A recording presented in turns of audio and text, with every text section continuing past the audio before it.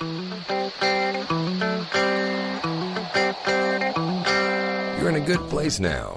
You are listening to Perspectives with Ashley Burgess.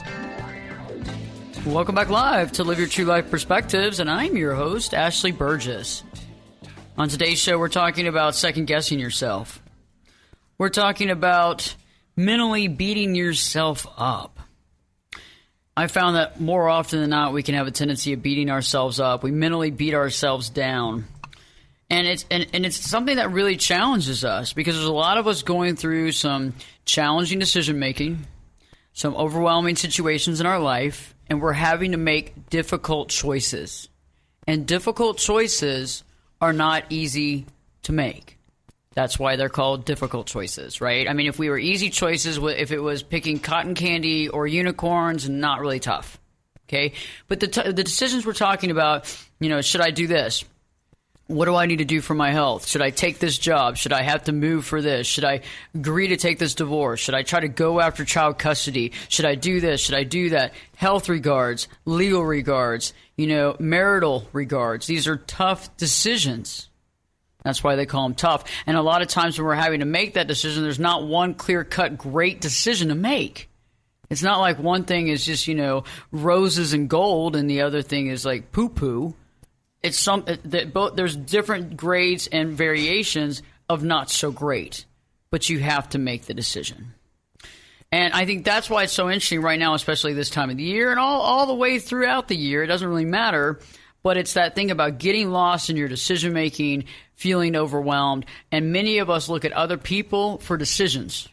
We look to other people for their opinions. When somebody tells us something that's the opposite of the decision we make, we begin to question ourselves. Oh, my God, maybe I didn't make the right decision. Oh, gosh, I really hope I can figure this out. I feel like I'm overwhelmed. I made the wrong decision. So we'll be talking about that. We'll also be talking about how we can stop beating ourselves up. Okay, in this cycle, when we're mentally beating ourselves up, it takes us off target. Okay, it makes us lose clarity. We lose our mindfulness. We get into that thinking mind and we start letting things unravel and we can't keep it together. You might not even remember what you did last weekend if you were too busy beating yourself up. Okay? Because it takes over your entire mind share. We're going to talk about beating yourself up, what it looks like, and better yet, why it's so tragic. Because quite honestly, you are your worst enemy. You know your buttons better than anybody, and you know how to push them because you can remind yourself of every bad decision you ever made in your life. Okay, and that's what's so critical here. Okay, so we're going to talk about that. We're going to help you safeguard yourself from bullying yourself and literally mentally beating yourself down. Joining us later by phone, Arnold Smith. Arnold is the creator of the Connection app. The Connection app is an amazing app that you can put on your phone. I got it on my phone. And the greatest thing about this app is it gives me techniques and tools to actually bring my relationship closer together, to feel better about my marriage, to work with my spouse. Anything takes work. Okay, we have to work at everything. And a marriage or a relationship definitely takes work. And the really cool thing about this app is you can add your picture to it. You can have your avatar. You can go through these current daily challenges. We're going to be doing the 10-day challenge on here eventually. And you can also win a vacation for $2,500, which is great. So, I don't know who doesn't want a vacation, but I think most of us do. Also, don't forget to check out Art for Your Cause. Go to artforyourcause.com. artforyourcause.com. It's a great website that you can actually buy artwork and actually give proceeds to the charity of your choice. If you are a charity and you want to get involved with Art for Your Cause, go to artforyourcause.com and you can click on that contact and you can send out an email for that. If you're an artist that would like to be involved and make money off your art, but also allow it to be portion of it go to charity, reach out as well. The CEO of that company is Liz London, and we appreciate her help and help with the show, but also their sponsorship for Live Your True Life Perspectives. Joining me in studio, Reggie Harvey. Reggie is the author of Anatomy of a Patient, and it's a book that his first book that he's written, and he's about to write another one as well. And it goes through the chronicalization of year of when he actually found out that he was needing a transplant and how all that came to pass. his medical background, overcoming that stress, overcoming that fear, and walking down this path. And right now we've gotten some good news recently, and we'll talk about that here in just a little bit. We actually talked about it a little bit last week, so that's good for Reggie. And it's good because we can actually walk through this, because many of you are dealing with this with your family, maybe yourself, a friend, and this book is invaluable to be able to look back at that and go through someone else going through their life so you can see how it affects and how that's normal. So we're talking about beating yourself up. We're talking about getting into that rut where we worry about it. Do we make the right decision? Do we make the wrong decision? And we start questioning our decision making. You know, Reggie, when we start questioning our decision making, and we think we question a decision that we're made, it's not the decision we made that we question. We begin to question ourselves as a decision maker, and then we begin to question ourselves at the core. What do you think? Well, I think, excuse me, I think people get caught up worrying about making the perfect decision, and that's crazy. It's not about making the perfect decision. You don't have perfect information all of the time. Sometimes the time limit in which you must make the commitment is very short. A better approach to this and to relieve some of the anxiety is to realize you're trying to make the best decision with the information you have available at the time.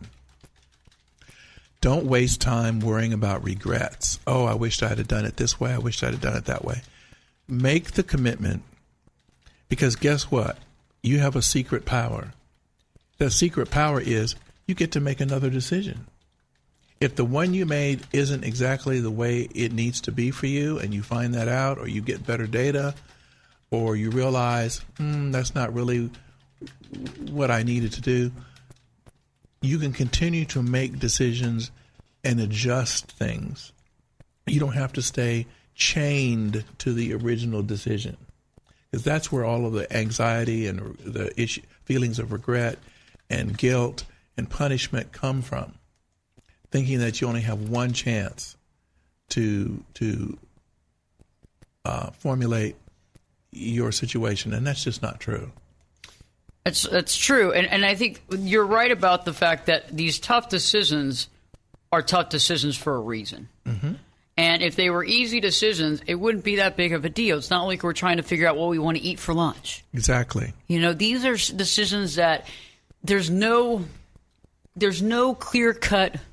Here's the empirical evidence to decide that this is the best decision you can possibly make based on these 1,500 criterion, and we've gone through a focus group and we've all agreed that 99.9% you need to make this choice.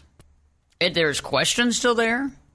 There is not enough evidence always there to have any sort of clear-cut anything. And one of the biggest issues is that it's not a fun decision we have to make. And I recently had the situation happen to me, and I had to make a clear-cut decision, and I only had a very short period of time, and I had to do it by the end of the day. 5 p.m. was the cutoff to make that decision. And I chose a decision. And I began to question my reality later on that night when somebody started telling me stuff about what happened with somebody else. I was in a very similar situation, but definitely wasn't my situation. And the funny thing about it is they didn't have all the knowledge.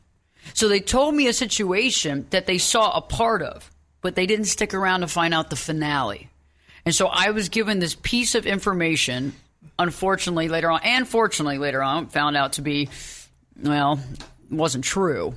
But it made me question my reality. And then it made me question my decision making. And that's what beats you down so much, because then you start using the information from the past on any sort of decision that you've ever made that wasn't stellar. And that's when you start questioning your reality. And we talked a little bit about this last week, Ashley.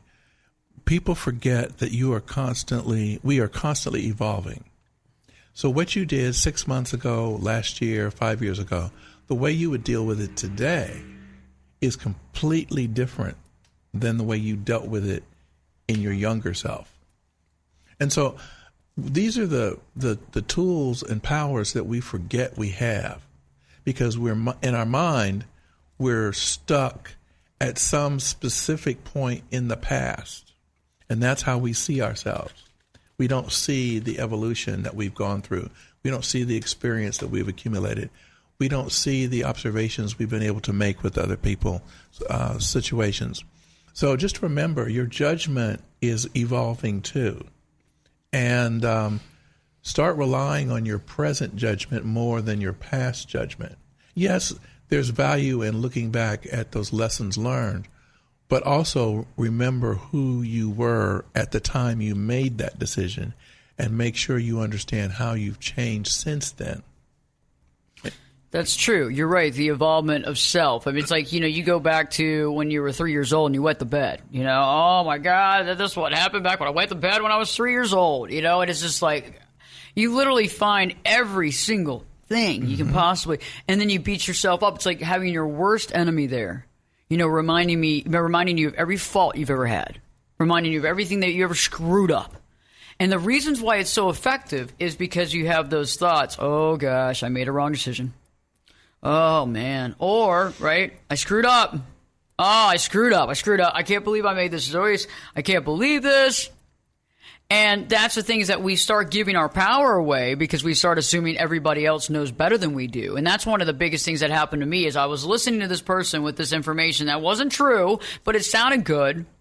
And it was going along with the opposite of the decision I had made. And then I started questioning myself, and then it seemed like everybody around me started questioning, did I make the right decision? You know what I mean? Because right when I question myself, that's when you open the door to everybody else around you going, man, maybe you did make the wrong decision.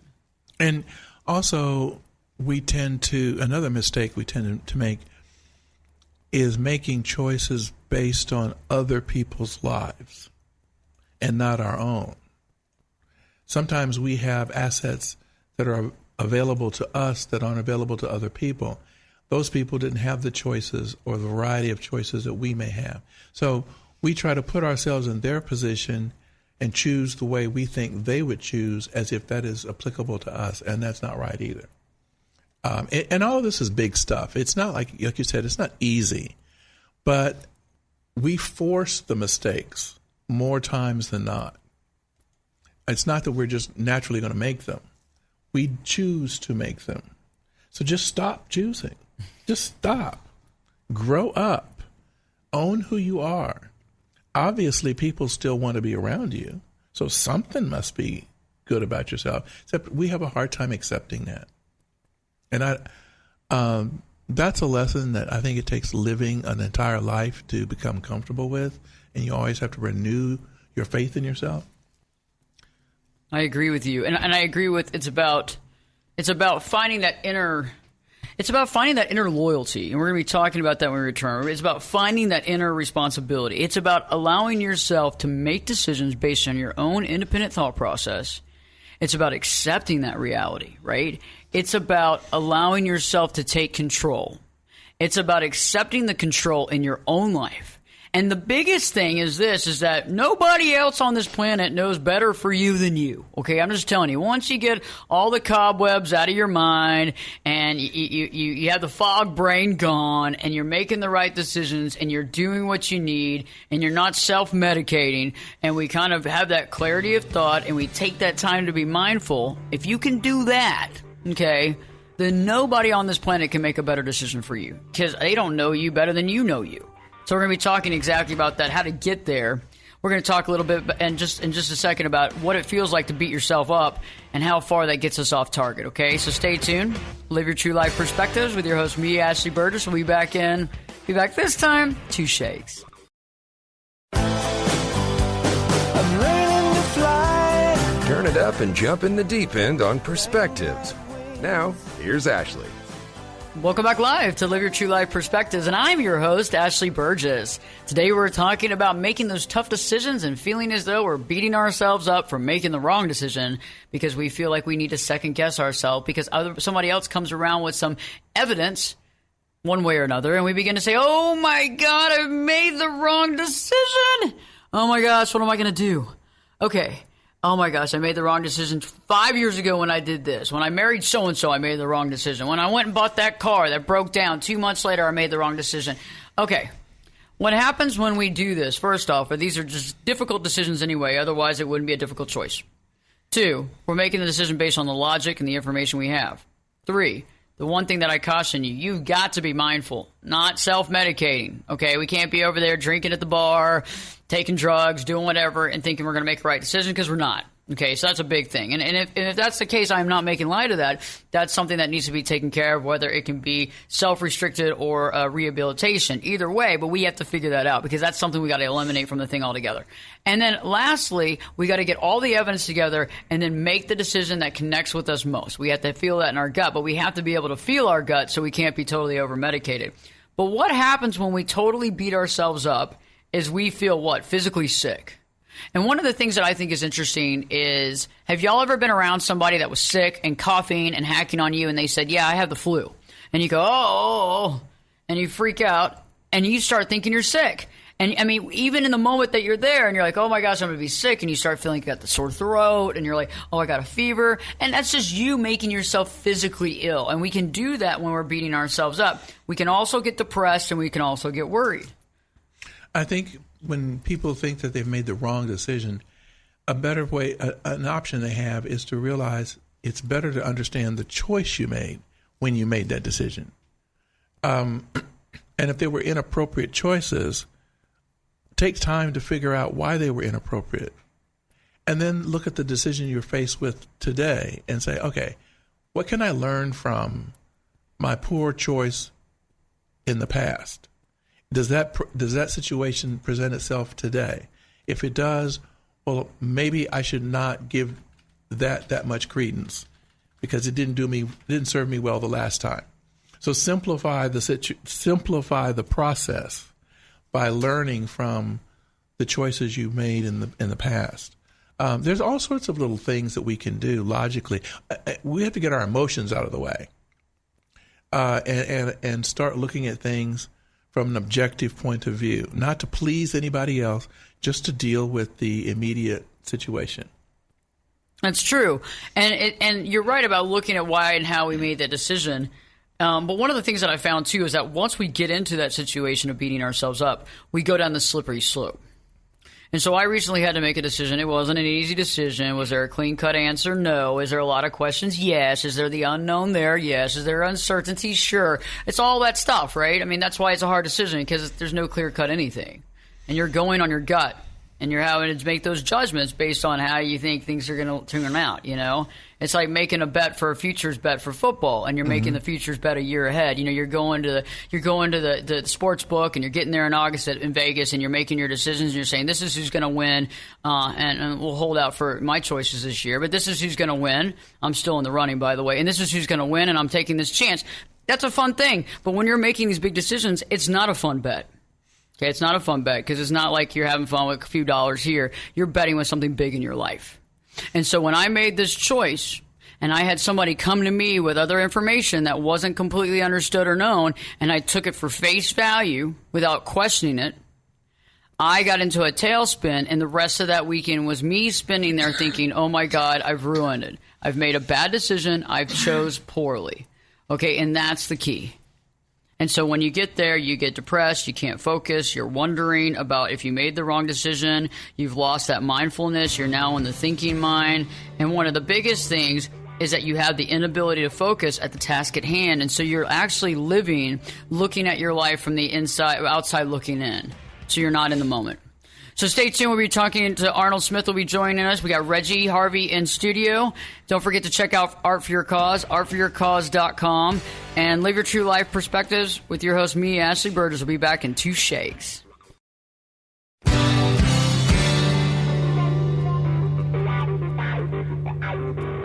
This is Jake Busey, and you're listening to Perspectives with Ashley Burgess. Welcome back live to Live Your True Life Perspectives, and I'm your host, Ashley Burgess. Today we're talking about beating yourself up. How many of you have beaten yourself up over a decision you made, and it was horrible, and you felt so bad about it, and it was a tough decision, and it wasn't a clear-cut decision, and you said, okay, I'm going to choose this. And you felt like you were choosing wisely, and all of a sudden somebody brings up this empirical evidence that makes you question everything, and you go, oh my God, I screwed up. I made the wrong decision. And when we beat up ourselves, we feel bad, we feel depressed, we feel anxious, we get totally in the thinking mind, we get overwhelmed, we get worrying, we start fear factoring it, and then we start future fearing it, right? So we start producing these future thoughts about how our life is going to be horrible and it's all going to fall apart and how we just chose the worst case scenario we possibly could. Joining Reggie and I by phone, Arnold Smith. Arnold Smith is the creator of the Connection app. And the Connection app is so great. I was talking about that earlier, where you can actually go on your phone. I have the app, and it actually gives me like tips and tricks and things to do every day. Especially for my relationship, I use it to try to better my marriage. I use it because I want to put some work behind it, because I work at everything else. I work long hours. I probably need to work at the marriage too, okay? And this helps me to really focus on that. Arnold, how you doing? Ashley, I'm doing great. I'm telling you, I'm listening to you talk about beating yourself up for bad decisions, and I'm sitting here getting stressed out. I totally agree. This topic, I think, is so important for people to understand, because this, it has such an impact on our experience of life, and I just love that we're talking about this today. See, I think all of us are going through this beatdown. I mean, I've been there, done that. I just recently did it, and I literally was so messed up in the head because I made a tough decision that was really challenging, and I had to make it before 5 p.m., okay? And I made the decision before 5 p.m., and then a few hours later I met some folks to grab a bite, and they're telling me about something that's totally antithetical to the decision I made, and I started questioning myself. I actually had to walk out of the dinner because I felt so sick to my stomach. Yeah, exactly. A large part of what I've been curious about in my life is just how do you have the best experience of life possible?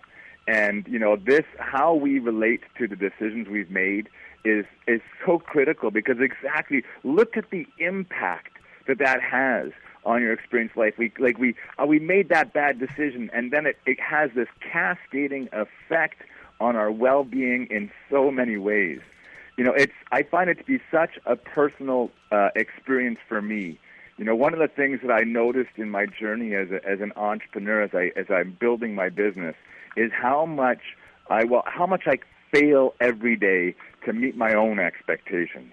And I could, at the end of the day, I can look back and say, oh, why did I do that in the morning? I should have totally focused on this. And there is not a day goes by where I could have focused on something else, and maybe that was a better decision. Or I could focus on the decisions I did make that created progress. And whether I choose on focusing on what I didn't do or what I did do affects every area of my life. It affects the energy I have. Like, I come home and I interact with my kids and my wife, and depending on how I made that decision, that's going to impact their relationships. I'm either grumpy, or I'm like angry or sensitive and frustrated. And then it comes to like my energy level, and I'm like, I'm kind of feeling exhausted. And of course, what do? Well, there's a glass of wine or beer, or a glass of whiskey at the end of the day. Well, that's going to calm me down. And so the ability to make decisions that take care of yourself are impacted by that one piece. That one piece where you're making a decision: am I going to beat myself up for what I did, or am I going to focus on what was positive? It is such an important decision to make. It's true, and it's like we have that. What I think it is it's tough. First off, we're in a situation. Okay. Second thing is, there is really no right or wrong, I think, to most degree, but we have to try to figure out what's best for all concerned. And I think that part of this all of it goes back to self-worth and believing in oneself. And it's hard because we've all made mistakes. Nobody's perfect. And we look at other people as if they make better choices, less mistakes. Oh, God, they might be in another social bracket, another financial, monetary bracket, whatever that looks like. And so you might make decisions that way. Maybe they have a better title than you at work. Maybe they're older and seem more wiser. And, maybe it seems that they got more information than you did. So it's like we have to sit there and look at it and say, wait, what am I doing here? I'm literally having them make a choice or thinking that their choice is better than ours. Do you see what I'm saying? Oh, totally. And it's so easy to do that, to say, look across the street at your neighbor and say, well, they're making better choices. But the reality is, unless you can put yourself 5 years or 10 years in the future and look back on the decision you're making now, you have no idea which was the better choice. Like in the short term, I might be like, oh, well, that was a terrible choice. But then something else happens and you're like, wow, actually, thank goodness that happened that way. Because if it didn't, I would never have had this opportunity. So you never, ever know if your choices are good or bad. The point is to just, keep moving forward. And unless you can do that, now in life, I think you have two choices. You can either look at your failures and play smaller and smaller and smaller in your life until you never make a wrong decision, because you're hardly making any decisions at all. Like, I'm gonna make my life so small that I couldn't possibly fail. Or you can understand that in order to live a big life, in order to have all the things you want, you're going to have to put yourself in situations where you're going to make decisions that are going to be have uncomfortable results. But that is the only path to what I believe is a full life, a life that has all the elements that you want, where you really feel alive. And, it's so easy to go either way, where we just want to avoid that kind of failure. But if you do that, you're just giving up so much. What are some of the ways that you think that we can prime ourselves to start accepting our true reality and start looking toward ourselves as making the decision instead of worrying if we made the right decision and looking toward other people to make the decision for us? Ultimately, it has to be about really being present to right now.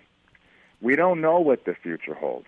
If we're in the past and beating ourselves up, so what happens is we make the decision and then it starts to ruminate in our mind. Ruminate is thinking about something without actually having a resolution. And if that happens, that's going to affect your sleep. It's going to affect your well-being right now. It's going to affect all your relationships. And it really is a process of letting go, because right now there's no problem.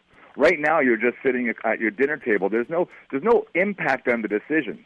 So really focusing on what there is to do right now. And if there is an action to take, you take that action. If there isn't, you have to let it go. And you just give yourself what I do personally is you did your best at the time, and you'll deal with the consequences. That ultimately that's all you have. You sometimes you're going to make a golden decision, and sometimes your decisions aren't going to work out the way you want. Either way, you still don't know if that's going to help you in the future. The golden decisions might turn out to be awful, and the decisions that created bad results may turn out to be the perfect thing because it created a cascading effect, and you never know that. So if you're always focusing on bringing yourself to the present and being with the people you're around, you'll have a way better experience of life. It's interesting. I recently saw an interview with Garth Brooks, and there was an old song that he penned at the beginning of his career before anybody knew who he was. And it's his favorite song. And it's Thank God for Unanswered Prayers is the name of the song. And he talked about the fact that right on the precipice of his success, he got fixated on this particular woman. And he was thinking, if I can just find a way to connect with her, if I could just get her to marry me, then my career is going to take off. Everything's going to be perfect. Well, she didn't even realize he was in the room. It never happened. And the fortunate thing is the person who was standing in front of him when his hopes and dreams fell to the floor was the woman he's been married to for the last several decades. And so if he had gotten the thing he was coveting, his career would not be, we would not know who Garth Brooks is. That's interesting. And the song is it's just beautiful and simple, but that was the title of it, Thank God for Unanswered Prayers. To your point, Arnold. I love that. That's great, Reggie. I think it's interesting because it's I think one of the things that we do is we jump to conclusions first about ourselves and our inability. And I think that jumping to conclusions about our inability to make the right decision and about to look for others for answers goes back to us as a child, right? So when we were kids, we looked to our parents to make those big decisions. And I think nowadays, even though we're adults, we have a tendency of looking to somebody else to make that decision for us. It's true. I mean, ultimately, wouldn't that be great if we could just let our responsibility to create our own lives and put that in the hands of others? somehow that seems comforting. Well, it's not up to me. We can blame my boss. We can blame the government. We can blame, my whatever it is, my sister, my brother, my parents. We can blame all those people because I didn't take responsibility. But there's a profound power that we all have to create the life that you want. And you talk about, the decisions we make as a child. And there's one, for me, I'll tell you the story. When I was 9 years old, I had a profound impact on my life and how I behaved. And it really, it made me, as an adult, curious about how do you actually change this thought process? How do you become someone new? Because who I was wasn't working. At 9 years old, I came home and I was with my brother. I walked home from school and my older brother, and there was I opened the fridge and there was a bottle of Coca-Cola. And so I took out the Coca-Cola and I poured myself a drink. I started drinking it. My brother said, "Hey, you got to go ask Dad." And I was like, all right, fine. So I went over and I knocked on the door, and he didn't answer. And I said, "Well, Dad's sleeping." So I drank my Coke and went back to school. I came home after school to find out that was the day that my father had committed suicide. He had put a barbecue in his room and died of carbon monoxide poisoning. And I made the decision about myself that day that I was irresponsible and couldn't be counted on. And that became a life sentence for me as an adult. I wouldn't even, if someone said, "Hey, let's call people, organize dinner," I'd be like, "No, I can't do that." And it affected every decision I made moving forward. And this is what we do as people. We look at the past and we say, there was that little person made that decision. And whether it's your child or just yesterday, we make decisions, say, this is who I am. But the reality is it's only right now. If you were a jerk yesterday, you can be awesome today. If you were irresponsible yesterday, you can be responsible today. Because right now there's an opportunity to be responsible. There's a wonderful story in literature about that, right? Look at A Christmas Carol with Charles Dickens. There's Scrooge, all his life, he's self-interested, he's a miser. And then he transformed into someone who made a profound difference for your community. And every single person has that opportunity. Wow, that's profound. That is profound. How old were you, Arnold, when that happened? I was 9. Wow. Same age my daughter is now. 9 years old. Father commits suicide. And that points out this issue that that was an event over which you had no control, Arnold. Yeah. None whatsoever. You didn't even know it was transpiring. And we focus so much on thinking that what we need to do is master being in control of stuff, when we're really in control of very little in the universe. It's not about that. It's about becoming a more effective manager of the chaos. Mm-hmm. How we react to things that happen around us. I have the privilege of knowing this beautiful 93-year-old lady who invited me to spend Thanksgiving with her. She is so happy and has a great attitude. She's been through a lot of stuff, but she just embraces life because she's participated in it. She's still participating in it. Her daughter wanted her to have someone to live with her, and she's like, I know how I want things. I don't need anybody to babysit me. And her house just looks like an architectural digest. She keeps everything in its place, and every time you see her, she's got a smile on her face. She jokes and tells stories because she has owned the life that she had, good and bad, all of it. She's embraced it.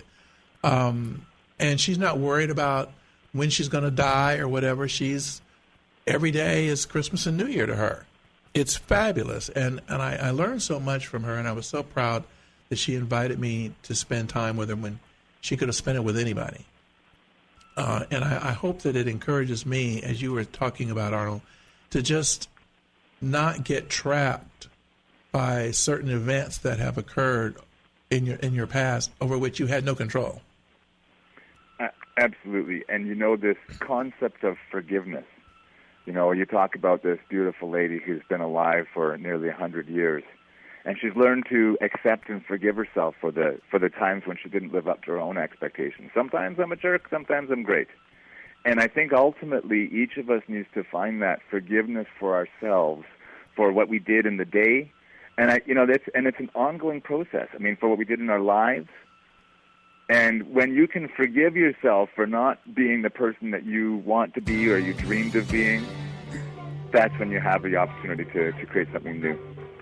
When we return, we're talking about nuggets of inspiration, what you can do. Each one of us will come forth with something that you can do right now, to implement right now, to think about. So the next time you're beating yourself up, you won't do it for so long. You'll stop, you'll sit back, and you'll realize the value you have within you. Stay tuned. Live Your True Life Perspectives with your host, me, Ashley Burgess. We'll be back this time in 2 shakes. You could be my luck. Get in here. You're listening to Perspectives with Ashley Burgess. Welcome back live to Live Your True Life Perspectives, and I'm your host, Ashley Burgess. Here we are, USA Radio Network on Live Your True Life Perspectives. We've been talking about beating yourself up, making those choices, those tough choices, those tough decisions. And right before the break, Arnold was talking about when he was 9 years old and his father committed suicide, and how ever since then, if there was a period of time where he felt like he could not make a good decision based on something that he did when he was 9. And so right now, I want to talk about the nuggets, okay? We've talked about beating yourself up. We know what it feels like. Many of us are doing it right now over something. I just did it last week. It was the first time in a very long time, but it hurt. I really felt like I had gotten punched. I mean, it felt painful. And so, Arnold, I want you to start. What are some things that we can do, couple nuggets that folks can do right now to really get back into themselves and find their true power? Ultimately, it's a daily process of just forgiving yourself for whatever you didn't do or did do, and starting fresh. So much of what we do about our decisions is based on our limitations of our past. And when we're using our logical brain for a decision, it goes into overdrive. We don't get sleep. It can impact our relationships. It can impact our mood. It's because we're always in our brain. You're often way better off to tap into the wisdom of the body and find that still place, whether it be going for a walk in nature, having a workout, meditating, whatever it is you're thinking, like just step away from it and find some centered feeling. And from nothing, clearing your brain of all the whys and wherefores and maybe this, and just from nothing, see what's there. And that place, that decision, it's amazing how many times the decision that works for you will show up. But it's really hard to do that from our intellectual space. That it can really impact your well-being if you're locked into that intellectual debate. Totally profound. Reggie, thoughts on how to really get back into self and focus and make the best decision you can in these challenging times? I think an important tool that we have in our toolbox is paying attention to the people we attract and the situations we attract into our lives. Take a step back and look at what sort of offers come our way, what sort of pitfalls keep being represented to us. Why are those mismatched events being freely offered to us? When do we say no? How do we practice saying no without having any kind of animosity or anger or anything? It's just like, no, I'm not going to do that crazy thing this time. Thank you very much. So just paying attention to how the universe reacts to us, what we invite in, and how we deal with rejecting those things that are not giving positive energy into our life. I don't think we spend enough time being, as Arnold mentioned, being present, being mindful of how we sort of create our own chaos, contribute to creating it, and just stop. That's another one of those things. There's a power in just letting a lot of stuff go. That was one of our topics a few weeks ago. Just let it go. I'm through with that. Powerful. Just let it go. And I agree to that, and I have a couple of things to add. Speak your truth, guys. That's one of the biggest things. Speak your truth. Figure it out. Nobody else knows your truth besides you, okay? We can sit there and think that other people know where we're coming from, but you know what? Most people have no idea. When you're trying to paint a picture for them, they see something completely different. Okay, when this is an in-depth decision that you have to make that only you hold all the information, it would take you hours and hours and hours to debrief somebody on your options. You're the one that knows it. It would take you literally 15 hours to really unpack all that information to get you to where you got. And even then, they would have to understand the knowledge that you're providing them to understand it correctly to help you make a better decision. The second thing that I want you to think about is leave nothing to regret. Turn over every rock. Find every information, get all the evidence you need, and then make the decision. And don't let anybody bully you, okay? Take as much time as you can, but do it right and don't put it on the back burner. Don't procrastinate, okay? There's a difference between taking time and procrastinating, but really focusing on that. Be your own advocate, okay? Advocate for you. Amen. If you don't advocate for you, nobody else is going to do it. And if you don't advocate for you, it shows that you don't respect yourself. And last but not least, the more we step outside of ourselves and look for answers outside of ourselves, the more we don't get the answers within. The more we step into our own self and say, I'm going to look inside myself for the answers, the more intelligent we get, the more wise we get, and the more our gut works for us because it knows for the first time we're actually paying attention.